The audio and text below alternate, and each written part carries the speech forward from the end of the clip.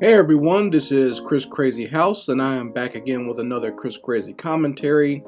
This video is going to be a little bit more serious than what I normally talk about on this channel, but I feel like it is something that has touched a lot of people within the art and comic book community, and I feel that it is something important for a lot of young creatives to hear as far as the subject matter that I'm going to be talking about.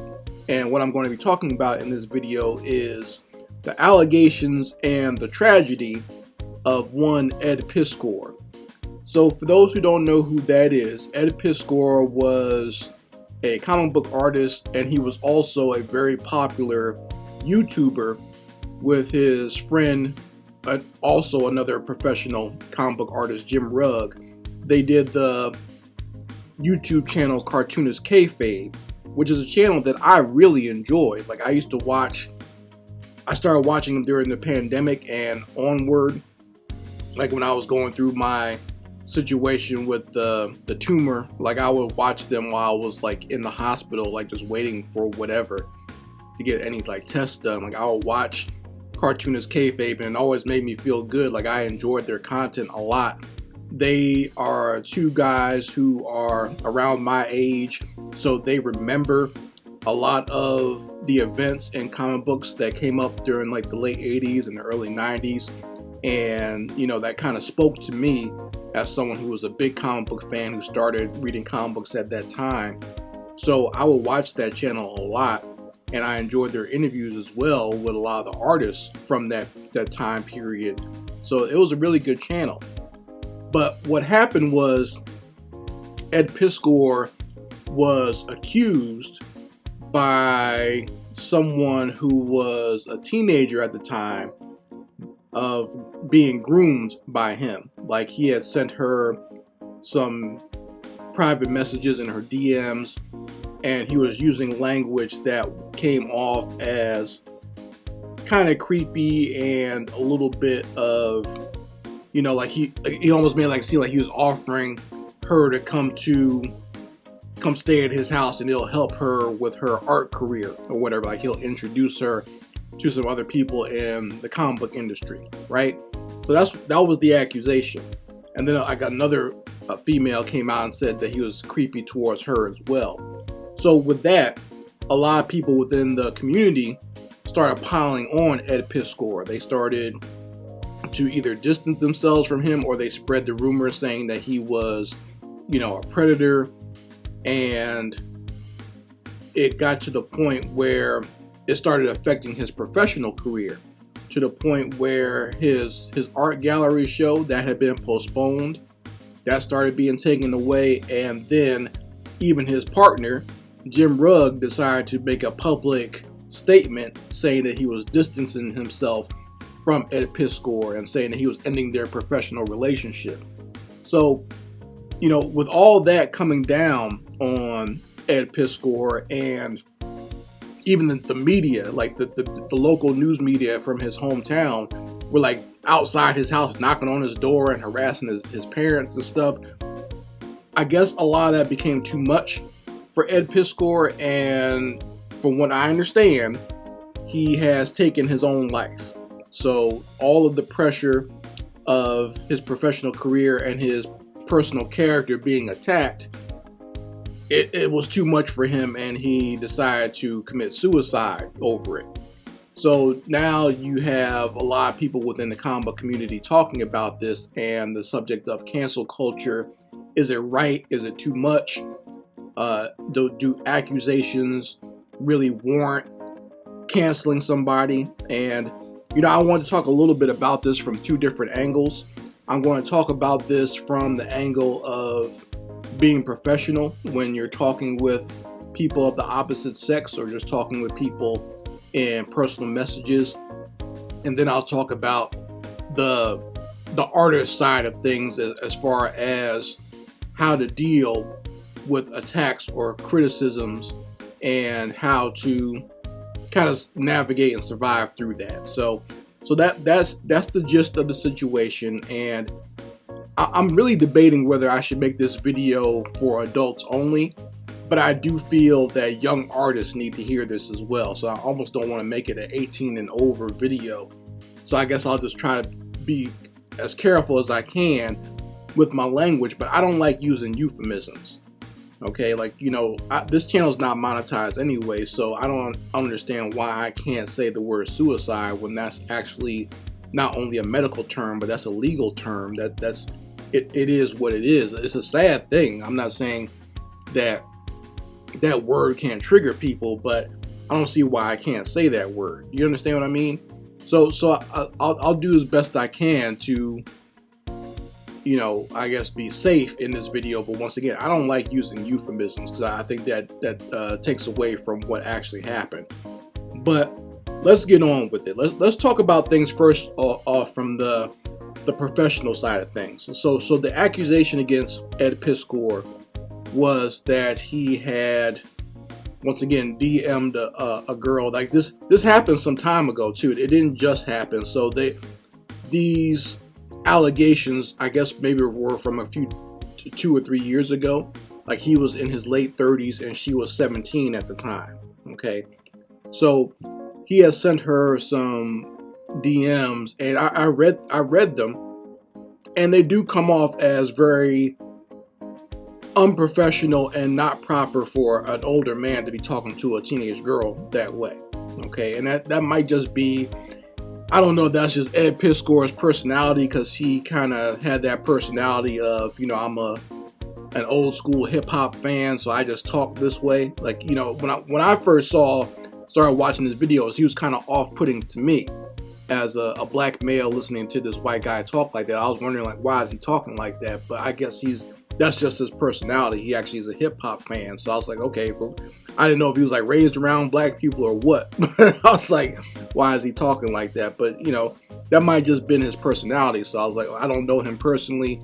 Maybe this is just how he was raised or whatever. So that's just how he talks. Okay. So I just accepted it. I got used to it after a while, like listening to cartoonist kayfabe videos. But as far as the way he was talking with this young girl, I'm going to say this to the men out there: you can't do that. All right. And I don't know if they even have these sorts of professional classes anymore, or like when you first get hired at a job where HR talks to you about how you communicate with each other. I don't know if they even have that anymore. And I know that's a little bit difficult to even say because this is like an independent art situation. It's not like working at a company. But even then, you still need to maintain a certain amount of professionalism with the people you're working with. Like, I don't even like getting too unprofessional with other men that I'm working with, you see, because I think that gets in the way of making the money. Like, if you get too buddy and too close, sometimes that gets in the way of, doing the project and making the money that you're supposed to be making. It gets in the way of the professionalism of the project you're working on.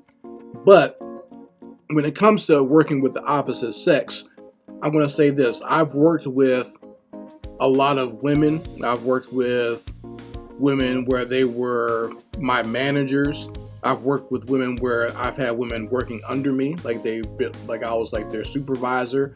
I've had situations where, when women were my team members. I've had situations where I was a consultant and I was helping women do certain things. And I've had professional relationships where, there's like an event and it's a woman that is the person that is the one hiring me for the art show or event.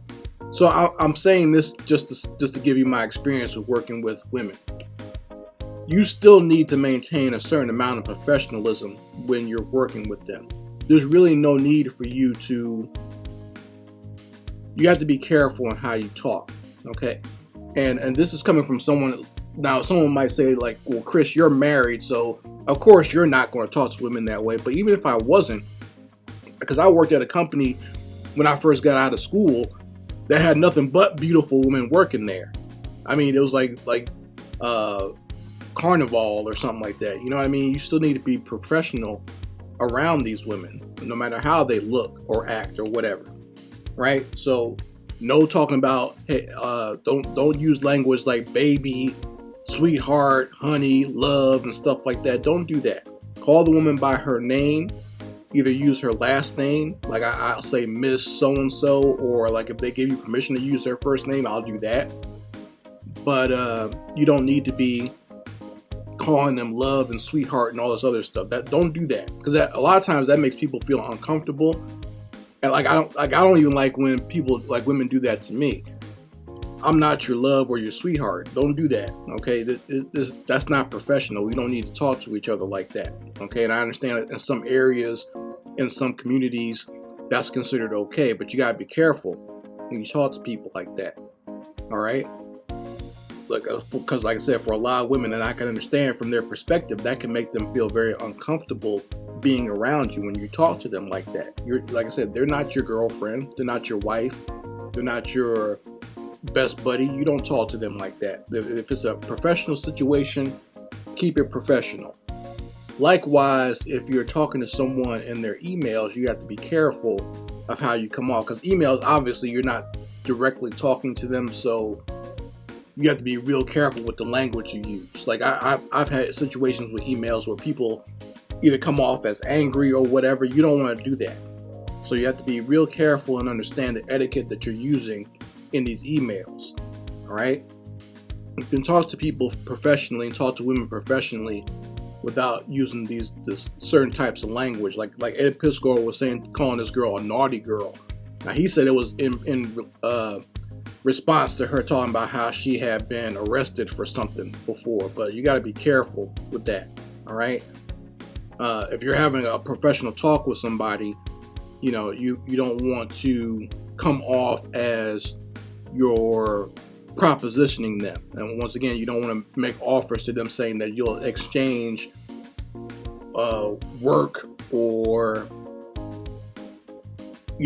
hooking them up with other artists as far as getting them professional help, and you don't want to confuse that with getting favors from them or having them stay with you or whatever, right? Because like when I first saw the email that he sent to her, it almost came off like John Kay, the artist who created Ren and Stimpy, because we all know that he was accused of grooming some young girls as well. He actually did have some teenage girls come and stay with him and promised them work at his company Spumco and promised to help them with their professional career if they came and stayed at his house. So that's what it almost came off as with Ed Piskor. So you have to be careful with that type of language that how you talk to someone. You don't want to be accused of being someone like John Kay. You see what I'm saying?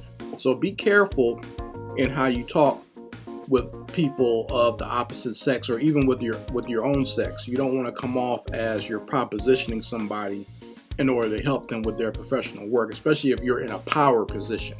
Like if you're someone who has the experience or someone who has the professional contacts, you don't want to come off as somebody that is trading that type of access for something else. You don't do that, okay? Be very careful on how you talk to somebody. Now, let's get to the other side of things. Let's talk about the cancel culture and what Ed Piskor wound up doing to himself based on the cancel culture. So I will say this. I was going to do a video about the allegations earlier, but I wanted to wait until I had more information, and I also wanted to wait until Ed Piskor gave his side of the story. I didn't want to just report on it without just with half the information, because I didn't want to come off as one of these D-bag YouTube content creators who are out there basically going with the flow and accusing Ed of being a predator. You see what I'm saying? Like you can't do that either, in my opinion, because legally that's open up. You're opening up yourself for defamation. So you don't want to make that type of accusation without having any real evidence, right? And there was no trial, no legal, no charges. It was just an accusation put on social media. So you gotta be careful with that too. And like I said, I wanted to wait until I had more information before I did any videos about it. I was going to do one this week, but now that this situation has happened, I'm like, wow, I have to talk about this now. So when it comes to any type of rumor or accusation made about somebody, I think you want to be very careful when it comes to especially if it's just an accusation based on one person's word against another. You have to be careful before you all pile on and attack somebody based on an accusation, because this what shocked me about this whole situation is how quickly all this happened. Ed Piskor was riding really high last month. Like, things were going really good for him as far as his professional career. Like, because I followed him on Facebook as well, and I saw like how he just traveled to Japan. I saw about his art show and his hip hop books, and him being interviewed by the news in his local area. I felt like things were going really good for him. And like I said, I enjoyed their YouTube channel, so I was happy to see, an independent artist be able to, in some sort of success with their art. That's like where every artist kind of wants to be, is in that spot where you can, work on your own projects professionally, maybe even do some projects for some mainstream companies and get that recognition and be able to do your own art shows and just be able to make a living off your art. I was happy to see that. But all that went away within 2 weeks of him being accused of something. And like I said, there's not so much real evidence other than those emails and what this girl said. And even those emails, that some of that was edited. It was not, you didn't see everything in there. You see what I'm saying? So having that type of accusation and then everyone walking away from you, I can see how that type of pressure and that type of scrutiny would cause someone to maybe go over the edge, right? I can see how having all that, having your career seem like everything's being taken away from you, I can see how that could be rough. And even I was like, damn, I hope this is not true. I hope he's not a predator, because if he is, he basically just tanked his whole career. You see what I'm saying? Because I see how the people who were around him professionally and his peers were starting to walk away from him. I was like, damn, that's gotta suck, right? I was feeling bad for him in that regard. But, the fact that he took it to that level where he decided to take his own life, and he wrote a whole little note on social media about what he was going to do, and it happened, that's tough. You understand? That's real rough for something like that to happen. Now, I'm going to say this personally. I don't care what you accuse me of. I don't care what anyone says about me. I'm not taking my life over that. Okay? That's an extreme way to be. Okay? And maybe it's just, that's my personality. Like, I don't know Ed Piskor personally. I understand artists are very sensitive about what people say about us, because obviously we're projecting our work out there, and that's like our baby. So it's like a part of ourselves. So when we put our work out there and then that's torn down, we can be very sensitive about that. It's like we're being torn down personally in that regard. But I'm not allowing people to destroy me on any level, or at least not on a personal level. Like, you might be able to destroy me professionally, but that's not going to stop me and stop my life. Okay, I've been through too many tragedies in my own life to the point where it's helped me realize that a lot of this professional stuff and what your professional peers say about you or what they do, it doesn't mean anything, because they're not going to be there for you when you go through something real anyhow, right? So, I don't know what Ed Piskor's personal experiences are in his own life, but I can just tell you from my own experiences with, like my first child dying, and, going through situations where, my mom was sick with cancer, or my younger brother taking his life. Going through that type of tragedy, it's like you realize what's truly important in life. And my jobs and my career didn't mean a damn thing at all when that stuff happened. Okay, I didn't care about any of that stuff when those terrible tragedies were going on in my life. Even when I had my own cancer scare, I wasn't thinking about my career at that time. I was thinking about what was my family going to do if something happens to me, right? So in that regard, you understand and truly have an idea that your professional career, even if people take it away from you, that has nothing to do to affect your personal being. You have to be strong within yourself to understand that realistically, what people say about you is not truly going to affect you. And to be totally honest, this is sad to say. Even Ed Piskor taking his own life, people are going to be talking about that for maybe a week or so, and then after that, they're going to move on to something else. So that's what I mean. Like, I wish he could have held on and thought about, yeah, they're accusing me now, and people are walking away from me now, but in a week or two or three, they're not even going to be thinking about me. They're going to be moving on to something else, because that's how these cancel culture vultures act on social media anyway. They move on from one person and one situation to another. They're not really thinking about you on a personal level. They're just, a lot of them are just hopping on the bandwagon to begin with. And I saw a lot of phony people who were tearing down Ed Piskor literally like 2 or 3 days ago. Now they're getting on social media talking about rest in peace Ed Piskor, and I feel bad for his family. It's like you contributed to him taking his life. You know what I'm saying? You were trashing him just a few days ago. You were making 4 and 5 videos a day about him. Now all of a sudden you feel bad. You see what I'm saying? Like that. Don't be fake like that. And that's what I mean. Like, a lot of people are fake.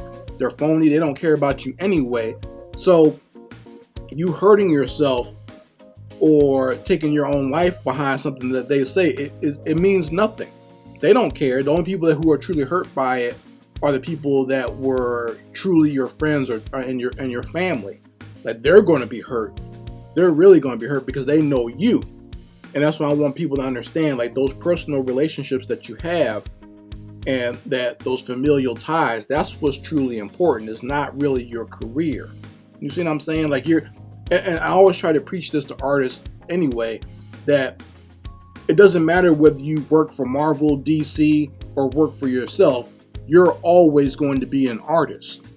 It doesn't matter who you work for, it matters what you create. That's what makes you an artist. Like, working for some big company doesn't mean anything. That's not what makes you an artist. What makes you an artist is what you create. Understand that? So don't get too wrapped up in thinking that you're nothing or you can't achieve anything if you can't get a job for these big companies. Who are they anyway? All they're going to do anyway is just work you to death and not give you credit for what you created anyhow. So don't get too wrapped up in that. I can go on for another hour just talking about how the industry abuses its creatives, but I'm not going to go through that just now because I'll go off topic. But just be careful when you think that the professional thing is the only way you can go, because nowadays especially you can self-publish your own comics. You don't have to worry about getting a job in these industries. But like I said, I understand maybe from Ed Piskor's perspective that it felt like everything was being taken away from him because of the backlash and the cancel culture. I understand that. So in conclusion, I just want to say, be careful in how you talk with each other when it comes to a professional relationship. And, you don't want to make anyone feel uncomfortable or that you're taking advantage of them or even attempting to take advantage of them. You got to be real careful. And the other part of it is, you don't always have to pile on or jump on the bandwagon when you see someone being accused of something, because once again, that's an accusation. An accusation doesn't necessarily mean that that's the truth, right? Especially when we haven't even hashed out all the facts yet. And just a personal note to you artists out there, don't take this industry so seriously. Don't take criticism so seriously. And if you find yourself in a situation where people are piling on you and trying to cancel you, you might not want to take that so seriously either, because once again, a lot of that is fake, it's phony, it's people jumping on the bandwagon. They don't know you personally and they don't know what your situation was. So don't always allow that to be the end all be all and think that even if they're taking things away from you professionally, think about your life and what that means to you and to the people who truly love you, and think about that first. Don't think that like there's no way out, because I understand when you get to those suicidal thoughts, the thought is that ending everything is better than what I'm going through right now. But you really have to sit back, think, and evaluate, and think about just how truly special your life is and what you've done for this world before you allow people to define you and push you into a corner and make you think that the only safe way to survive this situation is to end it all. I don't want you to go down that route and down that dark path. So anyway, folks, if you have any opinions on it, you can let me know in the comments section. I very much like to hear your opinions on this whole situation. And anyway, this is Chris Crazy House signing out. Peace.